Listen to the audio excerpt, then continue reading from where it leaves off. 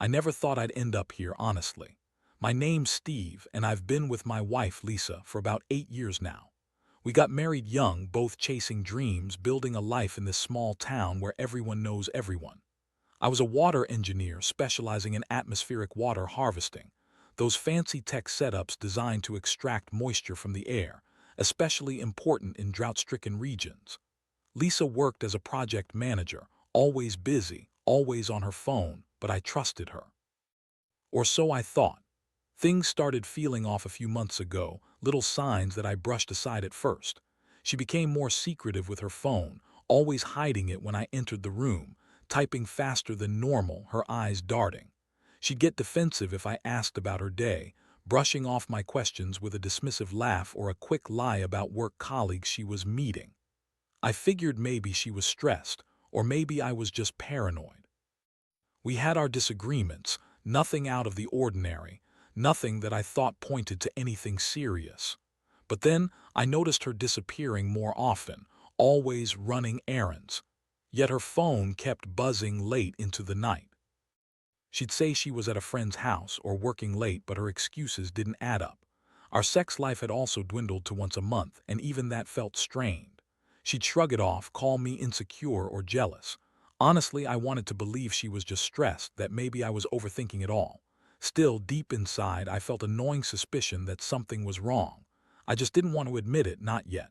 One day, I decided to check her phone just to see. No big deal, right? I wasn't snooping, just curious. I unlocked her device while she was in the shower. What I found made my stomach drop. Her messages with someone named Jake, a name I didn't recognize. But it wasn't the messages themselves that knocked the wind out of me. It was the content and tone. Flirty, suggestive, talking about meeting up. And then early in the morning, a photo of her in a hotel room, her face flushed, lips slightly parted with a caption, "Can't wait to see you again tonight." My heart pounded so loud I thought everyone in the world could hear it. I stared at that screen. For what felt like forever, my mind raced. Who the hell was Jake? Were they sleeping together? How long had this been going on? I felt a strange mixture of anger, betrayal, and hurt that cut so deep I couldn't breathe properly. I was stunned. This wasn't just some flirtation. This was full-blown cheating. Lisa had been lying to me, hiding a whole other life from me. And the worst part, she had the nerve to lie about it when I confronted her later that day.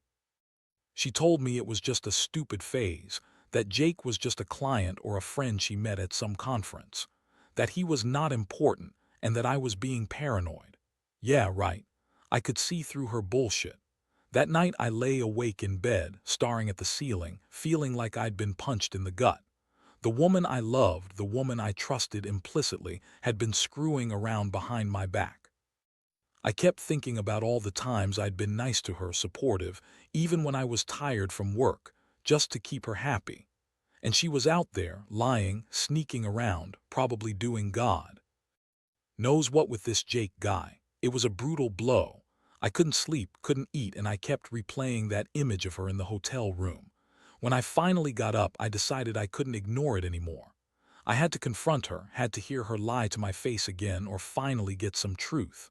So I waited until she was back from her errand, and I called her out. She looked surprised, annoyed even, like I was ruining her day. She tried to brush me off, but I pressed her, showing her the messages. Her face turned red, then pale. She spat out some bullshit about how I was reading too much into it, that Jake was just a business associate, that I was twisted and jealous. She called me paranoid, said I was overreacting, that I was crazy for thinking she'd cheat. But I didn't care what she called me. Inside, I felt cold and furious. How could she lie so smoothly? How could she act like I was the crazy one? I knew then that this wasn't going to end well. I just didn't know how badly it would hurt. To find out the truth. After that confrontation, everything changed. I could see the way she looked at me, like I'd gone mad, like I was some paranoid lunatic. But I was. I knew what I saw.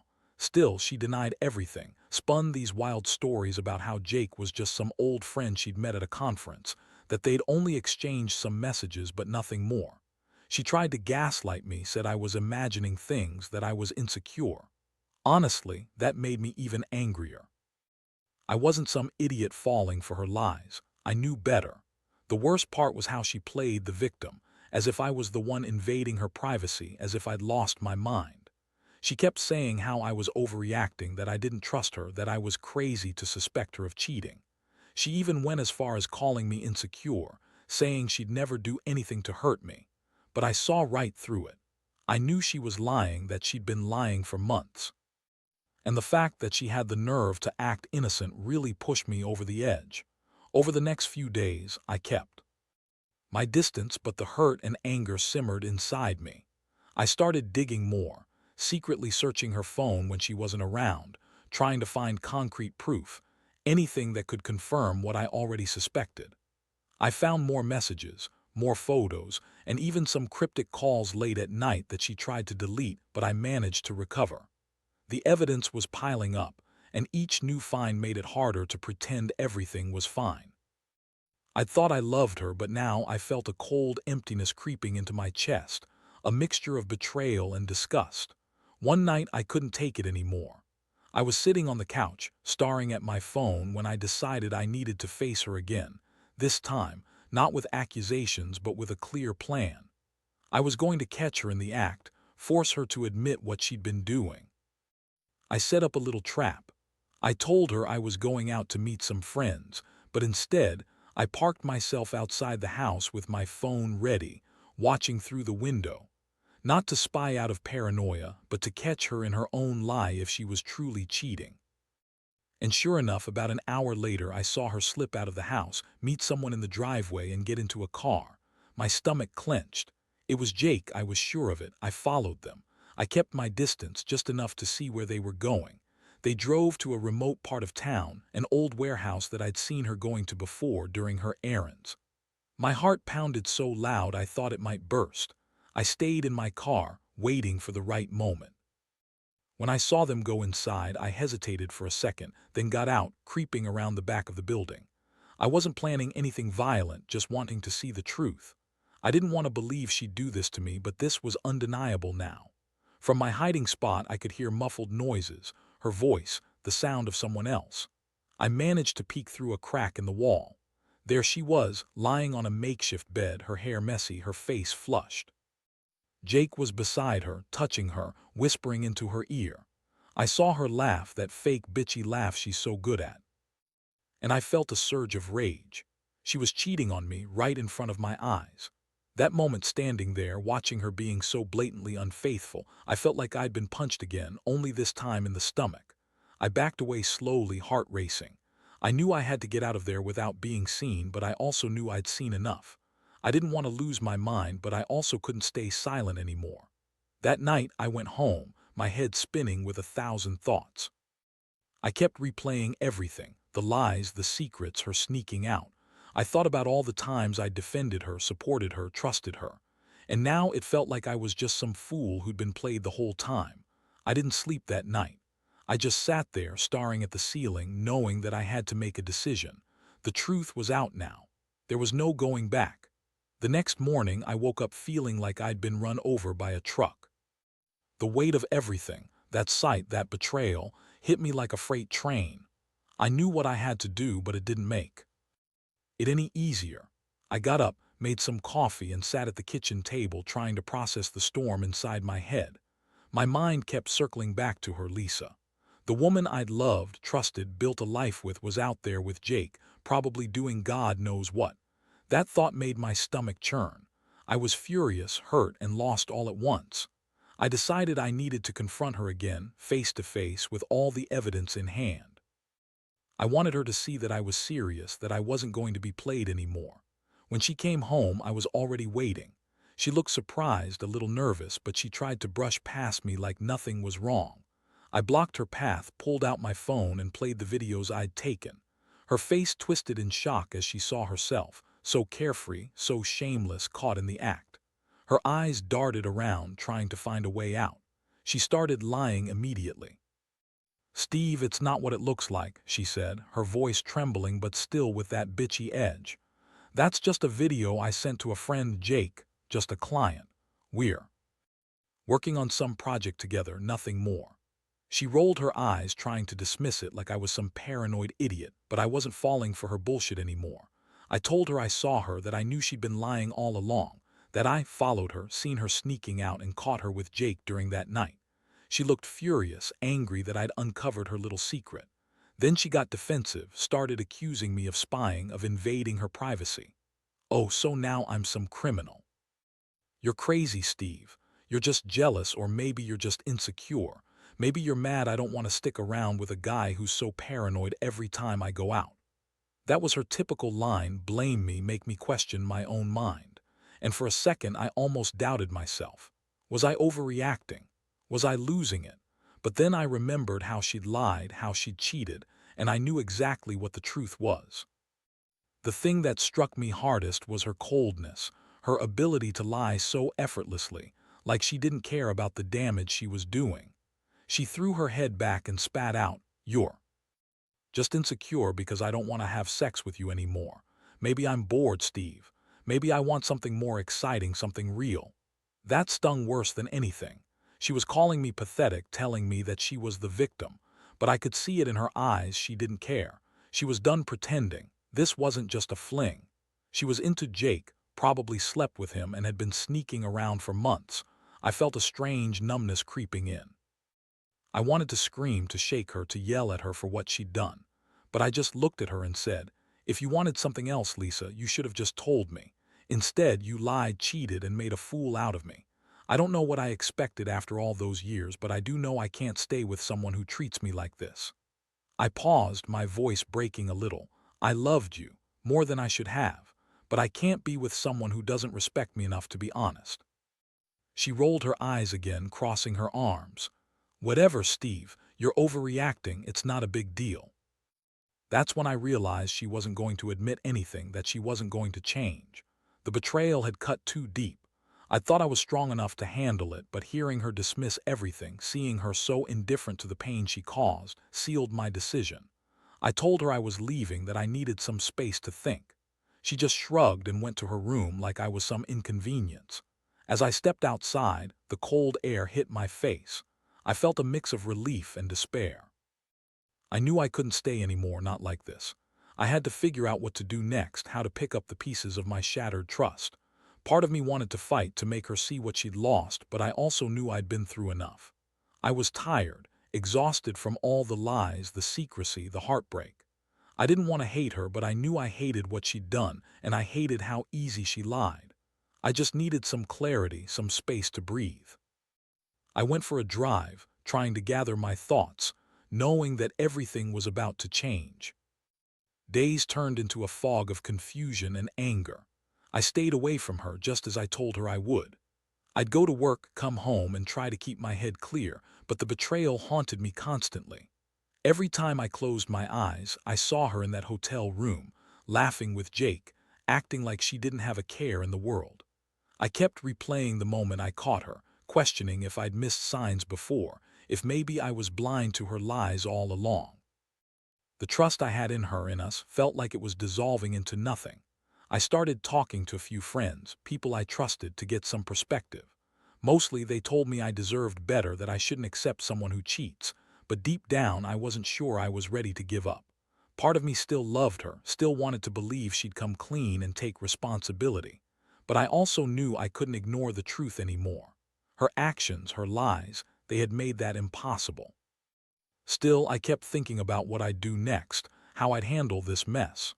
One evening, I decided I couldn't keep pretending everything was okay. I needed answers, real answers from her, so I called her, just a simple, direct call. I told her I wanted to talk, that I couldn't keep living in this limbo. When she answered, she sounded annoyed, like I was bothering her. I told her I knew everything, that I'd seen her with Jake, that I knew she'd been lying for months. Her voice got defensive right away, and her tone turned bitchy fast. "Steve, you're such a drama queen," she snapped. "You're making a mountain out of a molehill. Jake's just a friend, and you're crazy if you think anything else is going on." She kept insisting that I was overthinking, that I was insecure, and that I needed to get a grip. But I didn't buy it. Not anymore.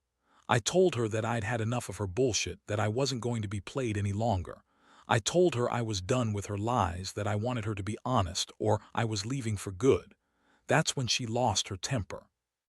She started yelling, calling me controlling, accusing me of spying, accusing me of being jealous for no reason.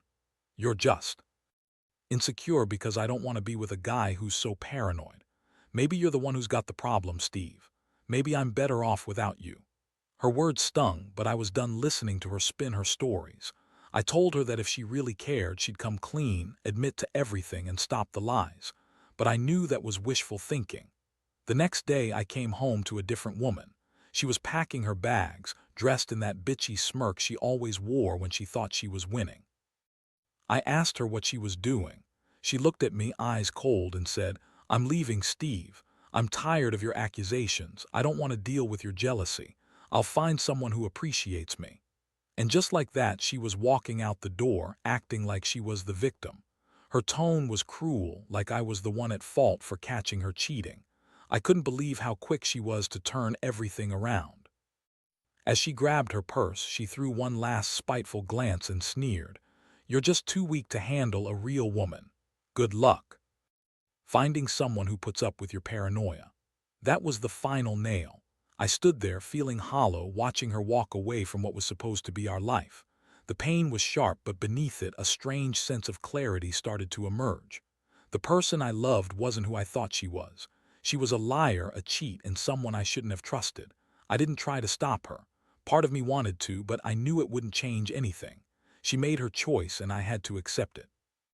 As she left, I realized I'd been holding on to the hope that she'd come around, that she'd be honest and work things out.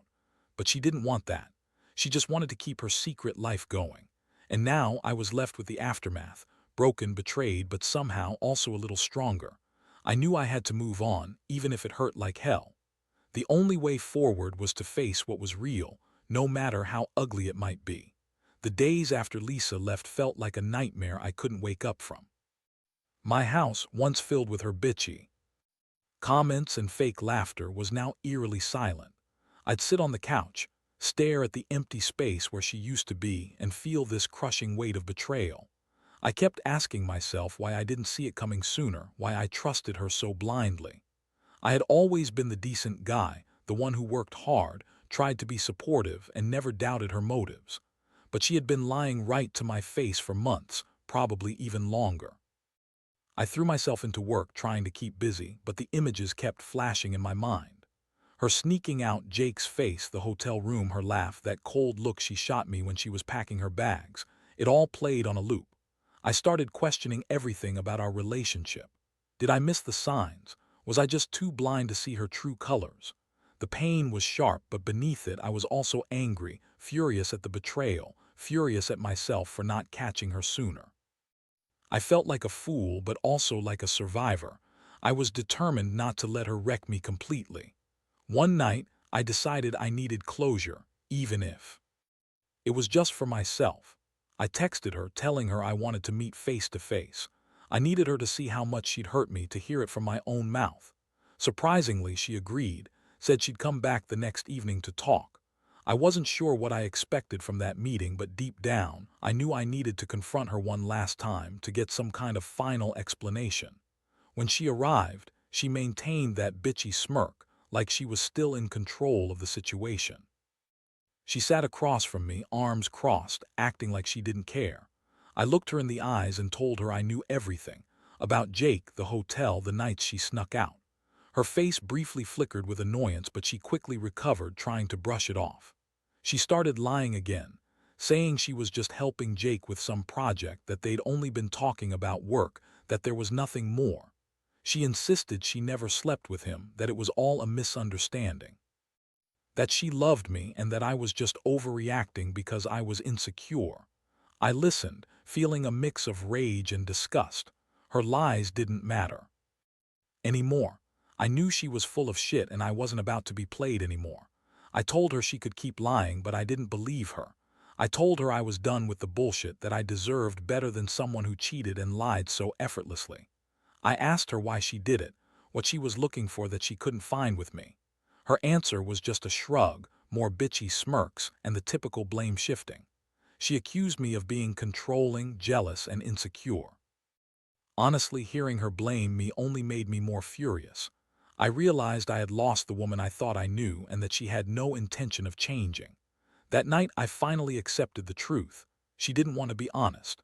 She didn't want to fix what she'd broken.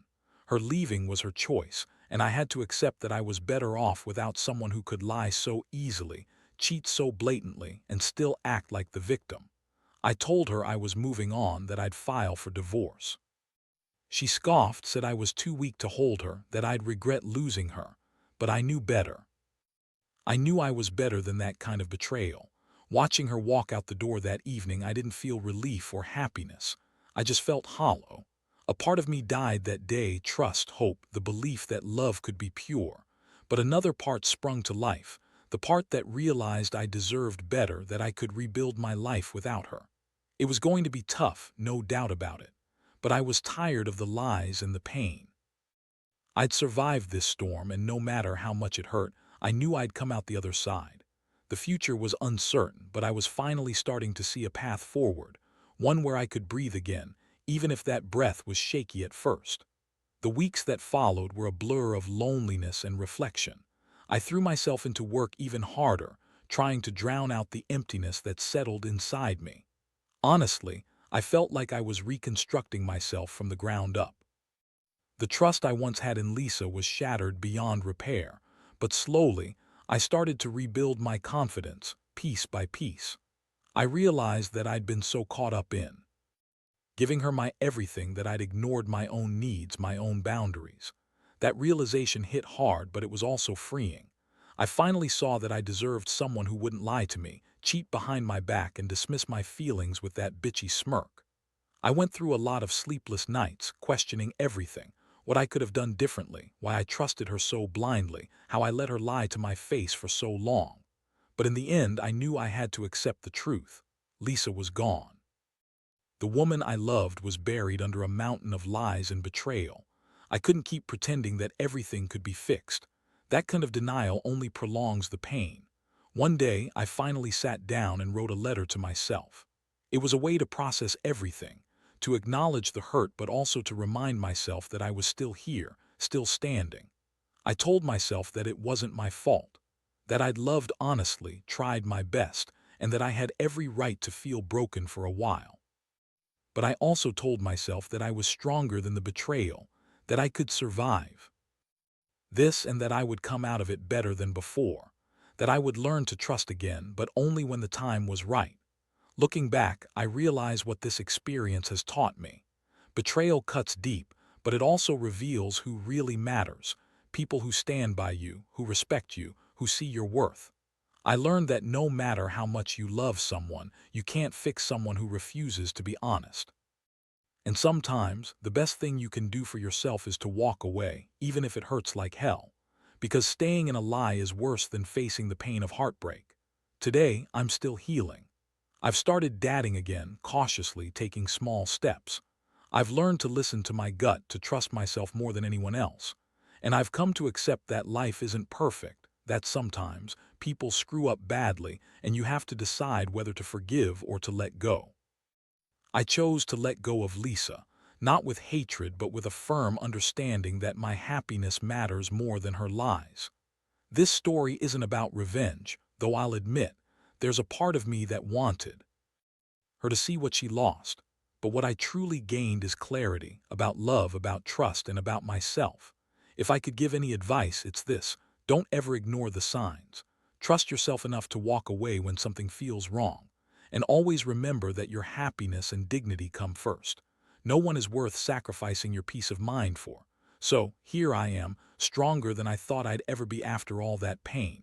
I don't know what the future holds, but I know I'll be okay.